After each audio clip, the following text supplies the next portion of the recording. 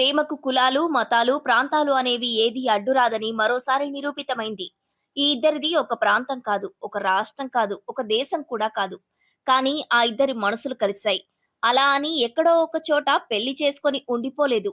తల్లిదండ్రులను ఒప్పించుకున్నారు. వారి మతాచారంలోనే సాంప్రదాయంగా వివాహం చేసుకున్నారు. ఎల్లలు దాటిన వీరి ప్రేమ గాథ ఎంతో మందికి ఆదర్శంగా నిలిచింది. హల్లెలూయా, హల్లెలూయా. స్తోత్రం, స్తోత్రం, స్తోత్రం, స్తోత్రం. గొప్ప దేవుడా నీకు వందనాలు. తణుకు ప్రాంతానికి చెందిన సిర్రా బ్రహ్మయ్య కుమారుడు జానకి రాంపాల్ 4 ఏళ్ల కిందట రష్యా వెళ్లాడు. అక్కడ బైబిల్ కోర్సులో శిక్షణ పొందాడు. ఆ సమయంలోనే రష్యాలో డానిలోవా అనే యువతితో పరిచయం ఏర్పడింది. ఆ పరిచయం స్నేహం కాస్త ప్రేమగా మారింది.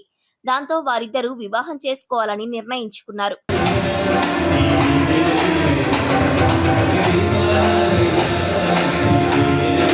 డానిలోవా ముందుగా తమ తల్లిదండ్రులు, కుటుంబ సభ్యులకు విషయం చెప్పింది.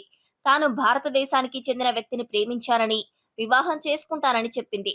దాంతో ఆమె తల్లిదండ్రులు సానుకూలంగా స్పందించి పెళ్లికి అంగీకరించారు. జానకి రాంపాల్ కూడా తణుకులోని తమ తల్లిదండ్రులకు చెప్పడంతో వారు వెంటనే వివాహానికి అంగీకరించారు.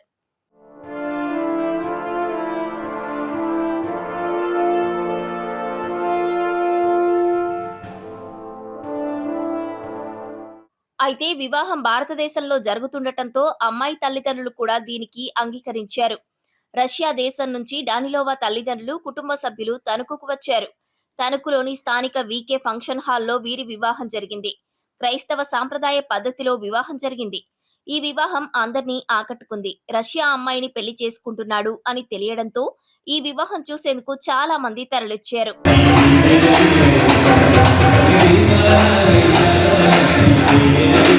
ఈ వివాహ కార్యక్రమానికి తణుకు ఎమ్మెల్యే ఆరిమిల్లి రాధాకృష్ణ కూడా హాజరై నూతన వధూవరులను ఆశీర్వదించారు.